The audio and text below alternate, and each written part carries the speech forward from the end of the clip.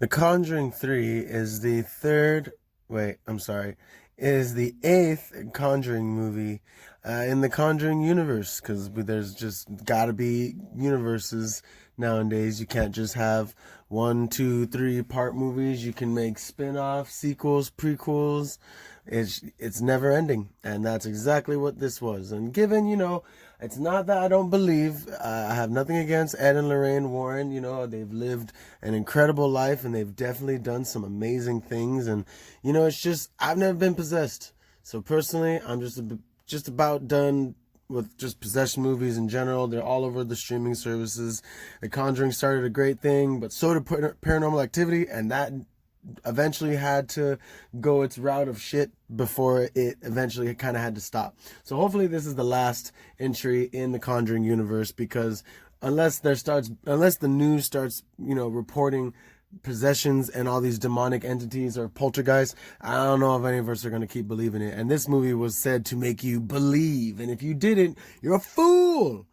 But anyway, let's get into it. So The Conjuring 3 revolves around this kid Arnie, whose brother was recently possessed, and Ed and Lorraine have to help them out, of course, because they are the number one demonologists in the world. No one else is better than them, and they've done so much and are responsible for so many exorcisms. But, like I said, I've never seen one, never been a part of one.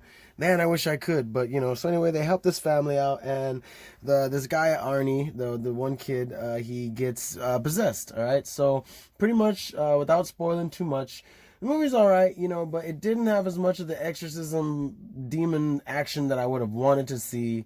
They just kind of threw enough in there to keep the movie going, but I wish it could have been more. It was very, very lackluster, but it was still a fun watch, I suppose.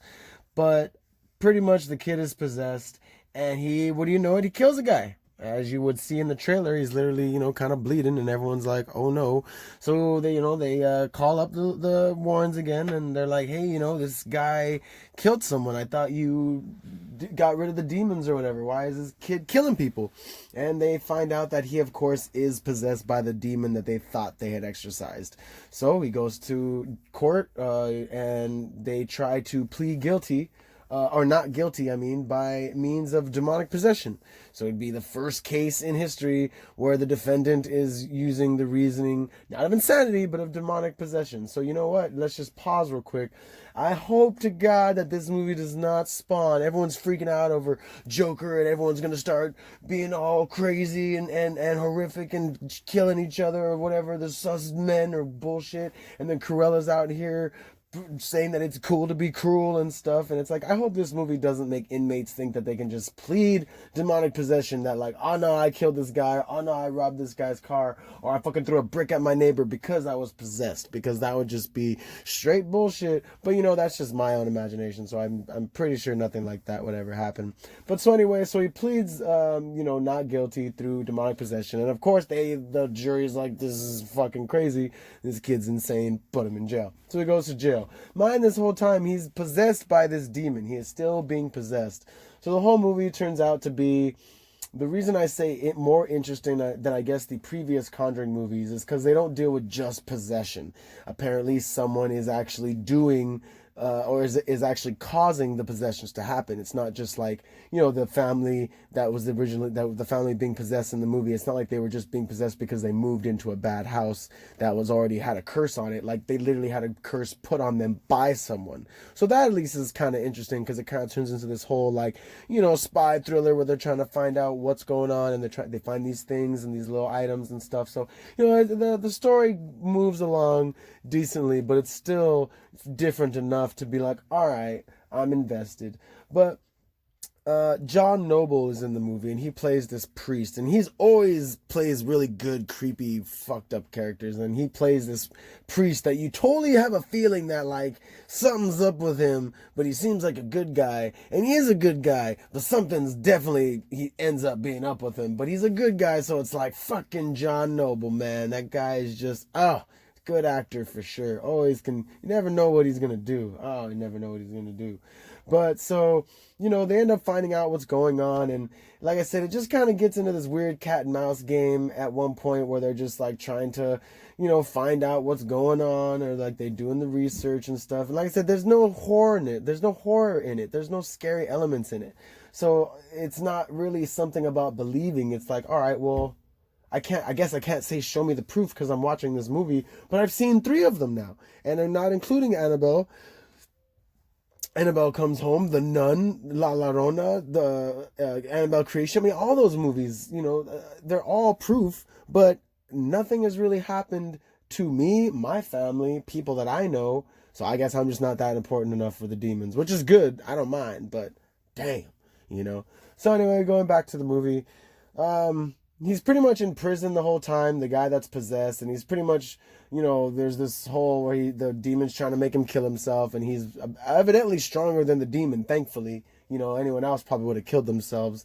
But Ed and Lorraine, they figure it out, and they fix everything, and it's just, and then, they show their whole room of death and cursed objects and whatnot. So it ends on a very Conjuring-esque note like all the other movies did. But to be completely honest, there was nothing about this movie that stood out compared to the first one and compared to the second one. It was just the next chapter in what they've dealt with. But unfortunately, since each movie has came out, it's not like there's been any stories of like demons running amok in the streets. It's not like Denver, Colorado has demons and we're all freaking out, and Denver is in lockdown or something. Nothing like that is going on. So I don't know.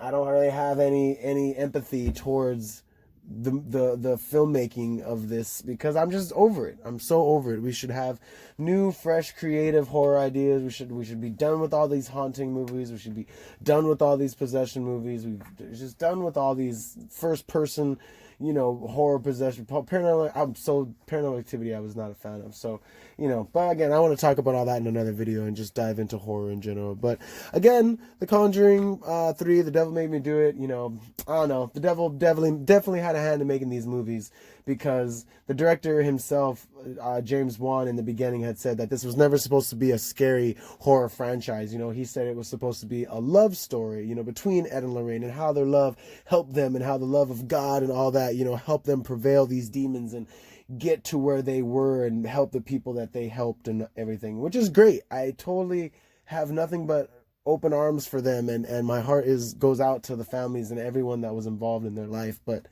I've never been possessed. And I don't know, I guess the funniest part is that if we all can talk shit on God and dog God and religion, then the devil is definitely, unfortunately, winning, because if these movies are proof, all they're doing is showing us that he's out there and he's working, and we're just kind of like, oh, this is great. Oh, man, we'll pay to watch it. And he's like, yes. And then, I was thinking, in respects to me wanting to just keep being possessed, I feel like I should give you an explanation. But all right, so say the devil comes to me and he's like, all right, I'm going to possess you. I'm going to give you this coin, and you get to make 2 choices on how you'd like to be possessed. So 1, you either kill 2 of your loved ones or family members. And then on the 3rd one, you almost kill them, but you snap out of your trance right before you do. But you've still killed 2 people already that you love or care about. Or you kill a bunch of kids, 5 kids, random kids, And I'd probably take the family member part, because make it more cliche. I'm not just going to go kill 5 random kids. That's 5 lives, 5 different paths that I would just sever like that. Nah, I would definitely, unfortunately, because I asked for it, take out my family or loved ones. But, that's just my 2 cents. I doubt, hopefully nothing like that ever happens to me, fingers crossed. But, thanks for listening to the Craig Lee Lawrence Experience. Hope you enjoyed this video, and, the devil made me do it.